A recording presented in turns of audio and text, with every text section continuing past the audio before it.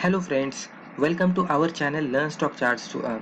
दोस्तों, अगर अब तक आपने मेरे चैनल को विजिट नहीं किया तो चैनल पर आइए, यहाँ पे प्लेलिस्ट पे क्लिक कीजिए। प्लेलिस्ट पे क्लिक करने के बाद यहाँ पे मैंने कैटेगरी वाइज वीडियोस अपलोड करके रखे हैं। प्लेलिस्ट का नाम देखकर भी आपको पता लग जाएगा कि वो रिस्पेक्टिव प्लेलिस्ट में किस तरह के वीडियोस है। तो आपके इंटरेस्ट के हिसाब से आप ये वीडियोस देख लीजिए।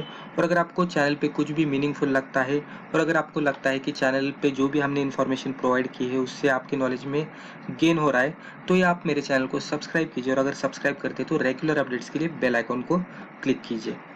दोस्तों, अगर आपको स्टॉक मार्केट रिलेटेड बुक्स में इंटरेस्ट है तो अमेजोन पर आकर ये मेरा नाम डाल दीजिए और सर्च पे क्लिक करने के बाद अब तक जितने भी मैंने बुक्स पब्लिश किए हैं आपके सामने आ जाएंगे। यहाँ पे भी हमने बेसिक इंफॉर्मेशन प्रोवाइड करने की कोशिश की है। उसके ही साथ जो अलग अलग ट्रेडिंग स्ट्रेटेजीज रहते हैं, जैसे कि इंट्राडे ट्रेडिंग स्ट्रेटेजीज, फिर शॉर्ट टर्म ट्रेडिंग स्ट्रेटेजीज, फिर स्विंग ट्रेडिंग स्ट्रेटेजीज, फिर मल्टीबैगर स्ट्रेटेजीज, तो हर अलग तरह के स्ट्रेटेजीज के ऊपर, चार्ट पैटर्न्स के ऊपर और टेक्निकल इंडिकेटर्स के ऊपर हमने बुक पब्लिश करने की कोशिश की है। हिंदी में भी एक बुक पब्लिश किया है दोस्तों, जो बेसिक इन्फॉर्मेशन प्रोवाइड करता है stock market and technical analysis के बारे में। तो यहाँ पे आइए दोस्तों, और जो भी इन्फॉर्मेशन प्रोवाइड की है उससे भी आप फ़ायदा लेने की कोशिश कीजिए दोस्तों। लेकिन जो भी हमने इन्फॉर्मेशन या रिस्पेक्टिव बुक्स में प्रोवाइड की है उसे आप एजुकेशनल पर्पज़ ही कंसिडर कीजिएगा।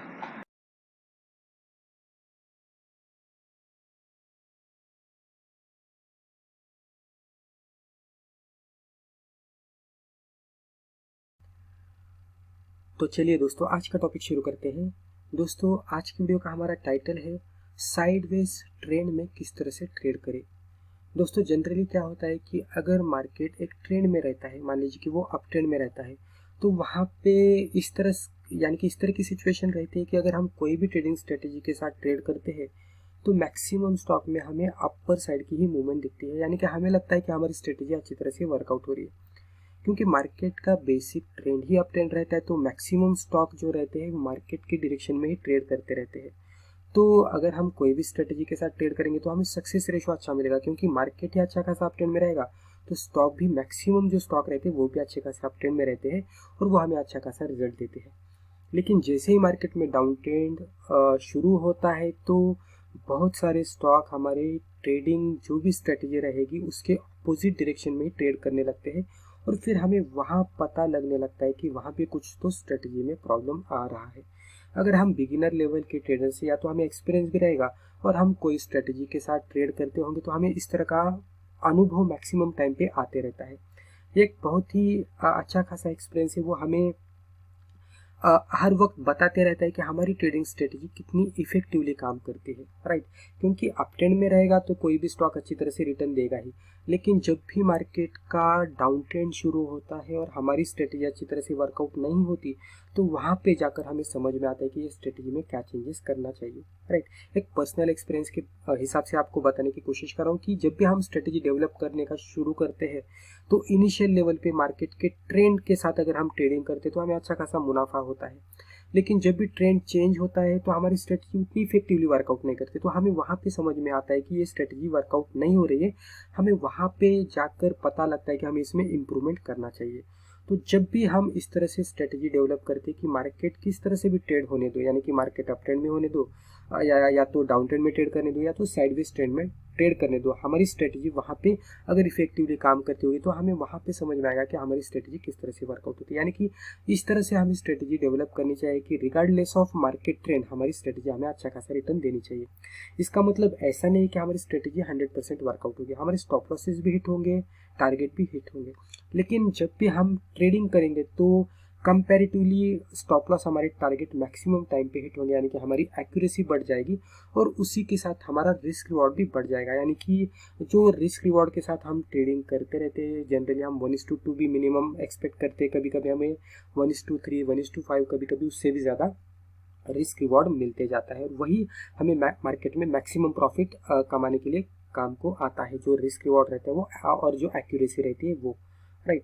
तो यहाँ पे अभी एक जनरल एग्जांपल मैंने बता दिया कि किस तरह से स्ट्रेटेजीज वर्कआउट होते रहते हैं और किस तरह से हमें इम्प्रूवमेंट करना चाहिए। अभी यहाँ पे हम बेसिकली देखने की कोशिश करेंगे कि जैसे कि मैंने कहा कि अप ट्रेंड में वर्कआउट होती है स्ट्रेटेजी, डाउन ट्रेंड में भी अगर हम सेल करके ट्रेड करते हैं तो वो इंट्राडे बेसिस पे तो वहाँ पे भी वर्कआउट होती है। लेकिन अगर मार्केट साइडवे में रहेगा या तो कोई स्टॉक साइडवे में रहेगा तो वहाँ पे हमें किस तरह से ट्रेड करना चाहिए वो इन्फॉर्मेशन हम आज की वीडियो में डिस्कस करेंगे। तो यहाँ पे हम क्या करेंगे, एक लाइव एग्जाम्पल ले लेंगे और इस तरह से हम एग्जाम्पल लेंगे कि जो स्टॉक हमारा साइडवेज ट्रेंड में ट्रेड कर रहा होगा और वहाँ पे साइडवेज ट्रेंड को ब्रेकआउट भी मिला होगा और उसके बाद ये स्टॉक हमें अच्छे खासे जगह पे मिल रहा होगा कि जहाँ पे हमें रिस्क रिवॉर्ड भी अच्छा खासा मिल जाए। तो लाइव बेसिस पे जब भी हम देखेंगे कि साइडवेज ट्रेंड किस तरह से चार्ट पे बनता है, उसका ब्रेकआउट किस तरह से बनता है, उसे वैलिडेट किस तरह से करना चाहिए और उसके बाद रिट्रेसमेंट का वेट भी किस तरह से करना चाहिए और फिर उसके बाद पोजीशन भी कहाँ पे बनानी चाहिए, तो ये पूरी इन्फॉर्मेशन ये रिस्पेक्टिव वीडियो में देखेंगे, जिससे आपको डेफिनेटली समझ में आएगा कि अगर कोई स्टॉक में साइडवेज ट्रेंड भी रहेगा तो हम वहाँ पे पेशेंट रहकर किस तरह से अच्छी खासी ट्रेडिंग कर सकते हैं, हमारी एक्यूरेसी भी बढ़ा सकते हैं और रिस्क रिवॉर्ड भी इम्प्रूव कर सकते हैं। तो दोस्तों एग्जांपल के तौर पर हमने यहाँ पे SPL का चार्ट लिया, ये मंथली चार्ट है, कैंडलस्टिक चार्ट है।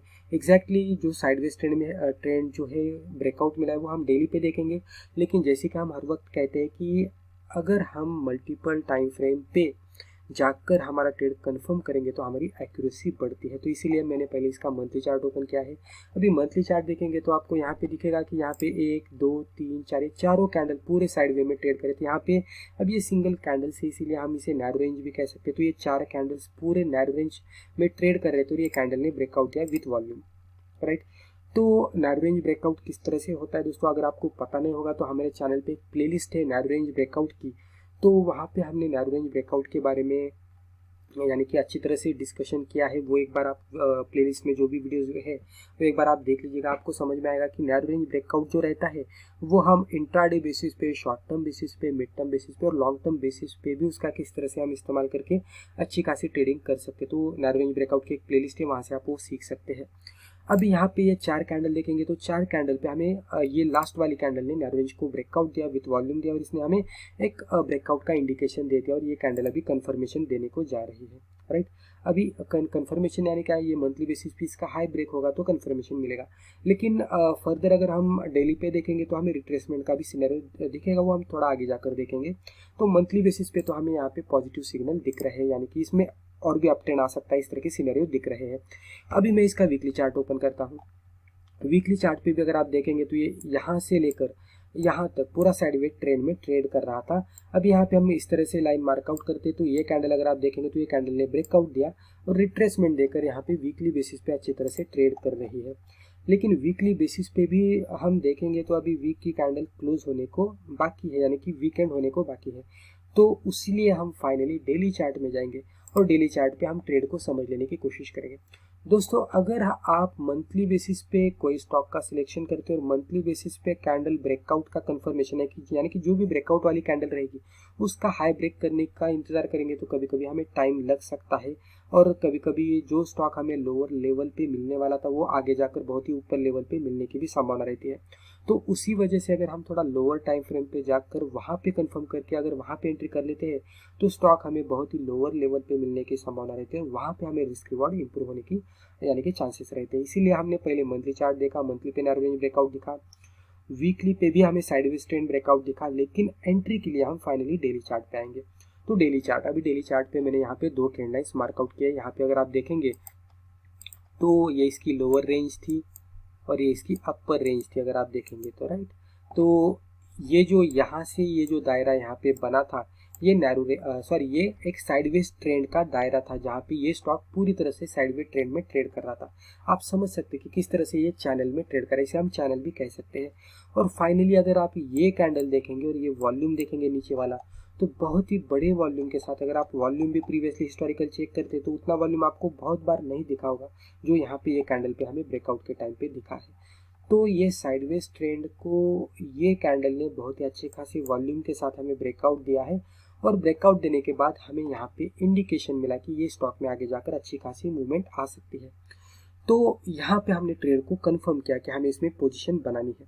लेकिन दोस्तों कैसे रहता है कि जब भी ब्रेकआउट होता है, मान लीजिए कि ये इस तरह का एक रेजिस्टेंस है और जब भी रेजिस्टेंस को ब्रेकआउट होता है तो ब्रेकआउट के बाद एक रिट्रेसमेंट जरूर होता है और ये रिट्रेसमेंट के पास आने के बाद जब भी हम पोजीशन बना लेते तो यहाँ से हमारा स्टॉप लॉस नजदीक रहता है। मान लीजिए ये ब्रेकआउट यहाँ तक हुआ हमने पोजीशन यहाँ पे बनाई, हमारा स्टॉप लॉस यहाँ पे है, तो ये स्टॉप लॉस का डिस्टेंस यहाँ पे थोड़ा दूर हो गया। अगर हमने रिट्रेसमेंट का वेट किया तो स्टॉप लॉस हमारा वहाँ पे ही होने वाला है, लेकिन हमारी पोजीशन यहाँ पे बनने वाली है, तो यहाँ से हमारा स्टॉप लॉस का डिस्टेंस बढ़ जाता है। तो ऑटोमेटिकली जब भी हमारा स्टॉप लॉस हमारे एंट्री से नज़दीक रहता है तो ऑटोमेटिकली हमारी क्वांटिटी मैनेजमेंट में जब भी हम क्वांटिटीज़ को डिफाइन करने की कोशिश करते हैं तो हम मैक्सिमम क्वांटिटीज़ को के साथ हम ट्रेड कर सकते हैं। और यहाँ पे पोजीशन बनाएंगे तो रिस्क कम रहेगी, स्टॉप लॉस छोटा रहेगा, क्वांटिटीज ज़्यादा रहेंगे। और अगर मान लीजिए स्टॉप लॉस हिट भी होता है तो लॉस कम होगा, लेकिन टारगेट अगर ये स्टॉक मूवमेंट वाकई में मूवमेंट देता है और प्रीवियस रेंज को ब्रेकआउट देकर उसमें और भी अपर साइड की मूवमेंट आती है तो वहाँ पे प्रॉफिट ज़्यादा मिलने की संभावना रहती है, क्योंकि हमने यहाँ पे क्वान्टिटीज ज़्यादा लिए होते हैं। दोस्तों क्वांटिटी किस तरह से डिफाइन किया जाए, अगर आपको प्रॉब्लम आता होगा तो हमने रिसेंटली एक चैनल पे एक वीडियो बनाया है कि क्वांटिटीज़ को किस तरह से डिफाइन किया जाए बाय यूजिंग एक्सेल शीट। तो अगर आपने वो वीडियो देखा नहीं होगा तो ये वीडियो के एंड में मैं थंबनेल में वो वीडियो की लिंक डाल देता हूँ, वहाँ से आप वो वीडियो देख लीजिए, आपको वहाँ से पता लग जाएगा कि क्वांटिटीज़ हम किस तरह से डिफाइन कर सकते हैं। डेफिनेटली आपको वो भी काम को आएगा, राइट। तो ये एक बेनिफिट रहता है कि रिट्रेसमेंट के बाद पोजीशन बनाने का। तो यहाँ पे सेम सिनेरियो बना है, यहाँ पे ब्रेकआउट दिया, ये कैंडल ऊपर गई, अगर हम यहाँ पे पोजीशन बना लेते हैं और मान लीजिए ये कैंडल के लो के नीचे हम हमारा स्टॉप लॉस लगा देते हैं तो हमारा स्टॉप लॉस बहुत ही दूर होगा।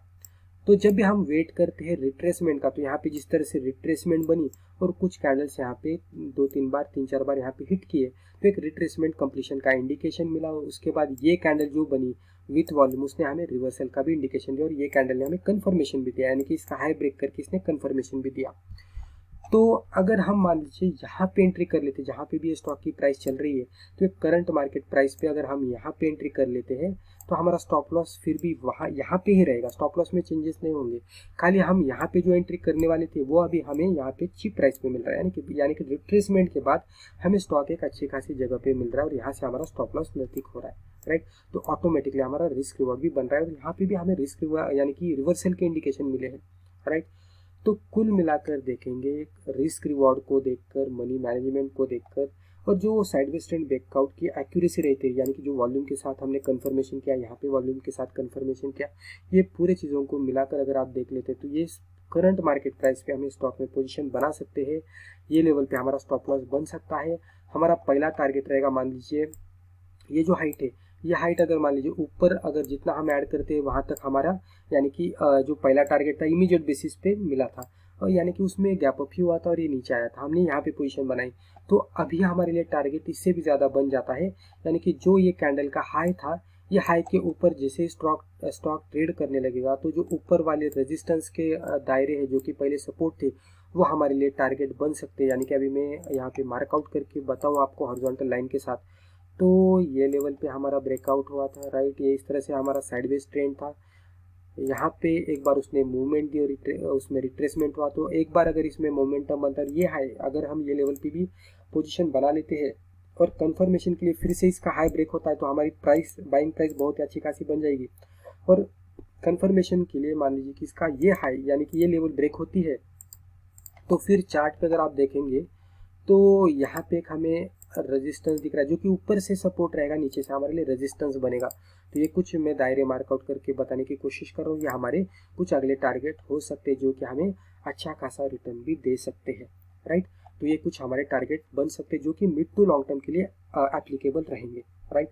तो हम ये लेवल पे पोजीशन बनाएंगे, कैंडल के लो के नीचे स्टॉप लॉस रहेगा। अगर आप थोड़ा रिस्क ज़्यादा बियर कर सकते हैं तो इसके भी नीचे आप लगा सकते हैं, ये ट्रेडर टू ट्रेडर डिफाइन रहेगा। लेकिन अगर आप इमीडिएट बेसिस पे लगाएंगे तो यहाँ पे भी इसके लो के नीचे लगा सकते हैं और इमीडिएट बेसिस पे पोजीशन बना सकते हैं। और जैसे ही ये एक हाई ब्रेक होता है, ये रिसेंटली हाई जो बना था, ये हाई एक बार ब्रेक होता है तो डेफिनेटली यहाँ तक स्टॉक एक बार जाने की संभावना लग रही है। मोमेंटम अच्छा खासा दिख रहा है और जैसे ही वो सब ऊपर वाले रेजिस्टेंस को ब्रेकआउट देते देते ट्रेड करेगा तो हम और भी ऊपर वाले टारगेट को एक्सपेक्ट करेंगे। तो इस तरह से हमें अच्छी खासी मूवमेंट ये रिस्पेक्टिव स्टॉक में नज़र आ रही है।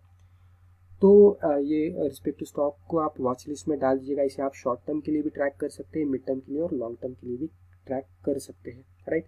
लॉन्ग टर्म के लिए क्यों, शॉर्ट टर्म का तो मैंने डेली पे बता दिया, मिड टर्म का भी आप वीकली चार्ट पे देख सकते हैं कि किस तरह से इसने साइडवेज को ब्रेकआउट दिया और रिट्रेसमेंट बन रही है। और मंथली पे देखेंगे तो मंथली पे भी हमें नैरो रेंज का ब्रेकआउट मिला, इसलिए अगर ये कैंडल का हाई आगे जाकर ब्रेक होता है तो डेफिनेटली ये मंथली पे भी फिर ट्रेडिंग सिग्नल के हिसाब से आएगा और डेफिनेटली हम मिड टू लॉन्ग टर्म के लिए भी इसे ट्रैक कर सकते हैं। तो वहाँ पे भी हमें रिजल्ट अच्छा खासा मिलने की संभावना लग रही है। तो चलिए दोस्तों, मुझे लगता है रिस्पेक्टिव वीडियो में हमने जो भी डिस्कस किया इससे आपको ज़रूर फ़ायदा हुआ होगा।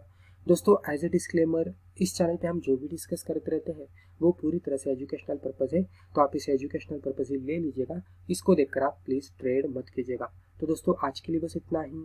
Thank you.